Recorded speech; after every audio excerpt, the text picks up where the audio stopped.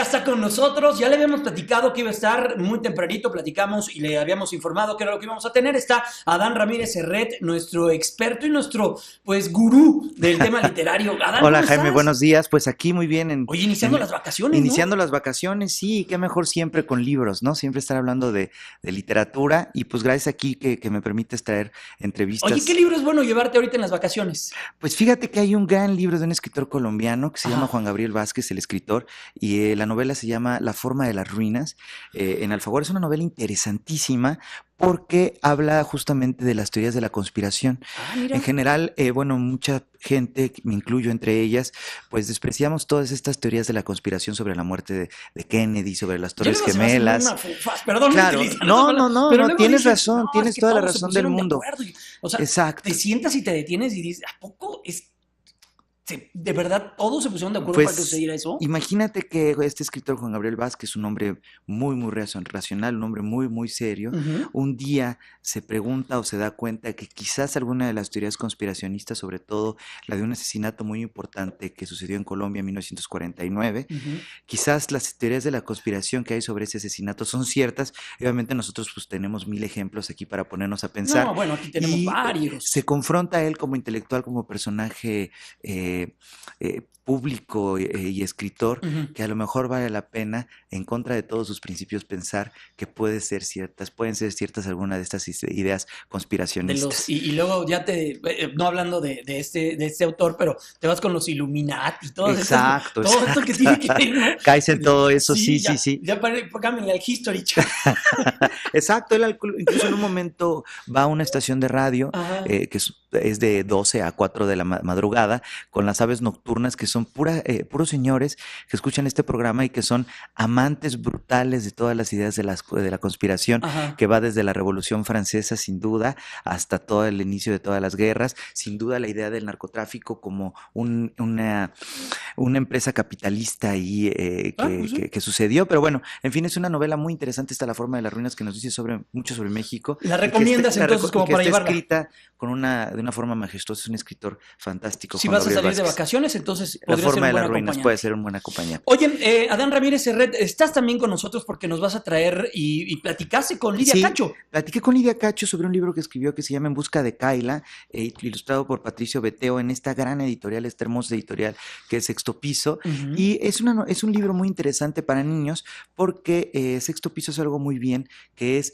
que tratar a los niños como adultos. Entonces, a partir de una ficción, Lidia Cacho, que es una excelente escritora, nos cuenta una historia sobre la que hay que hablar, por ejemplo, lo peligroso que es que los jóvenes se metan a Facebook. Y le pregunté cómo fue que escribió este libro, cómo desde la ficción, cómo desde las novelas o desde los libros para niños, los cuentos, puedes hablar de temas tan fuertes como esto, y vamos a ver qué nos dijo.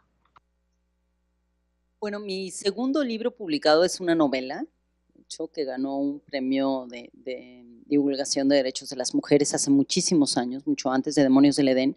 Y mi vínculo con la literatura es absolutamente vital, es decir, yo no podría ser periodista si no tuviera esta fascinación e interés por la literatura, claramente. Y hace un par de años, los dueños de Sexto Piso, los hermanos Rabasa, empezaron a pedirme que entrara en esta colección de cuentos infantiles juveniles. Y yo la verdad me resistía un poco porque decía, es que no es mi especialidad, hasta que leí el de Yuri Herrera, a quien me encanta leer, ¿no?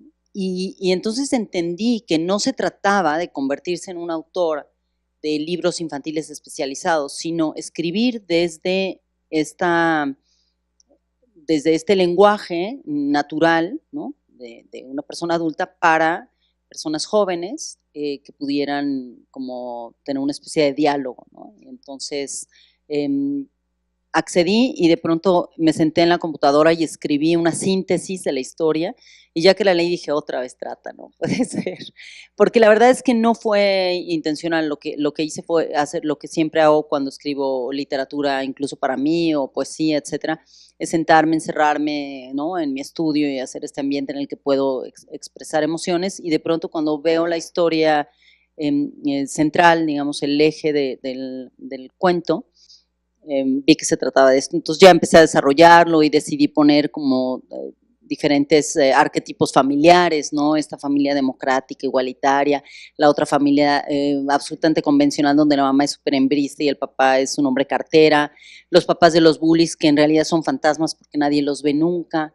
Entonces eso ya lo empecé a desarrollar con mucha más, digamos, con un tejido más fino, ¿no? Justamente como ella nos dice, redactó este libro y se dio cuenta que otra vez era sobre la trata de personas y le hice una pregunta sobre un tema bastante tabú que es la pornografía infantil y juvenil y vamos a ver qué nos dijo sobre esto.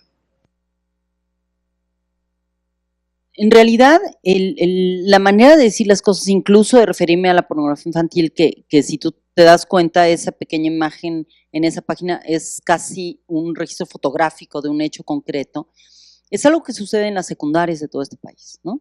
Los niños y las niñas de entre 13 y 15 años ven al menos 2 veces a la semana pornografía en internet.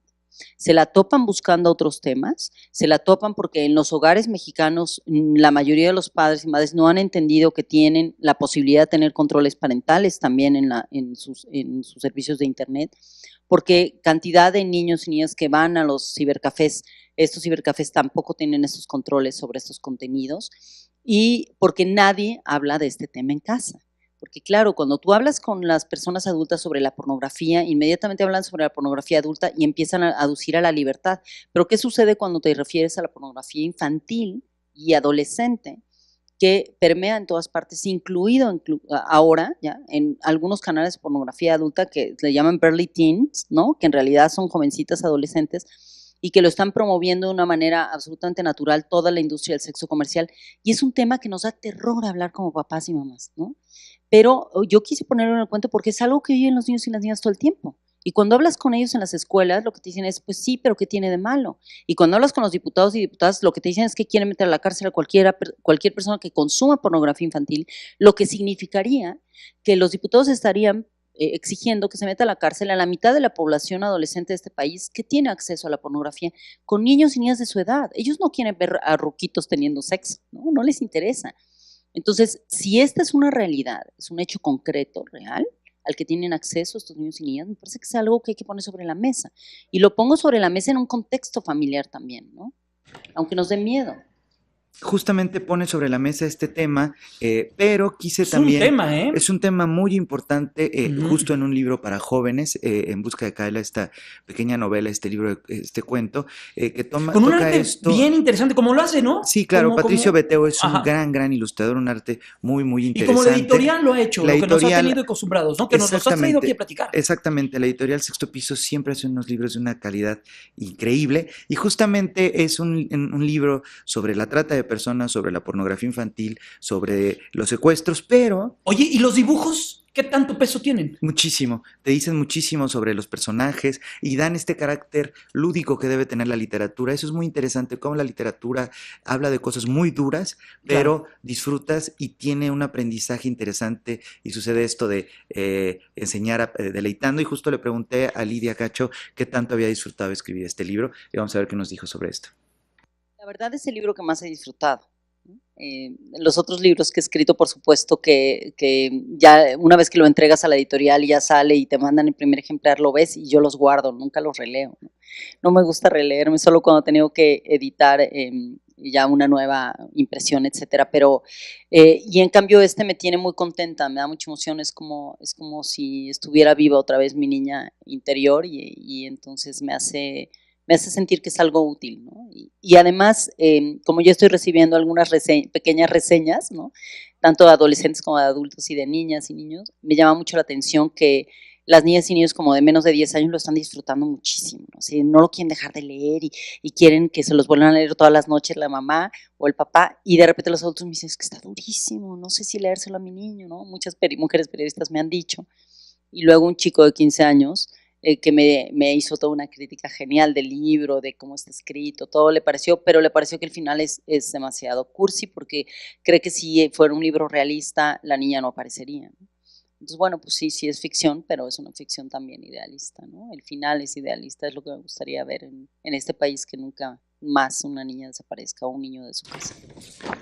Pues sí, justamente es un libro muy interesante para los jóvenes, para las niñas, para los niños, que lo lean, que aprendan y quizás quitarnos este tabú, aprender, para que los jóvenes se eviten y estén más seguros en contra de cualquier tipo De de abuso. exactamente, cualquier tipo de abuso, que son temas que suceden estos, y termina justamente el libro de Lidia Cacho con una declaración de las niñas valientes sobre lo que tienen que hacer, y justamente dice el primero, y quizás con eso podemos terminar: yo soy una niña fuerte, inteligente y no soy invisible. Mira. Justamente cómo deben de ser las familias, cómo deben escucharse los jóvenes, los niños que tienen una voz muy importante, y que sus derechos, uno de ellos es ser escuchado Claro, justamente. y abre nuevamente el debate de la comunicación al interior de Claro, la familia. exactamente, que es muy importante preguntarles, escucharlos, saber cuáles son sus dudas y responderles cualquier pregunta que hagan, no importa qué tanto nos puedan hacer sonrojar Y a que veces, tanto ¿no? tabú pueda Claro, ser el tema que están tocando, ¿no? claro, exactamente. Y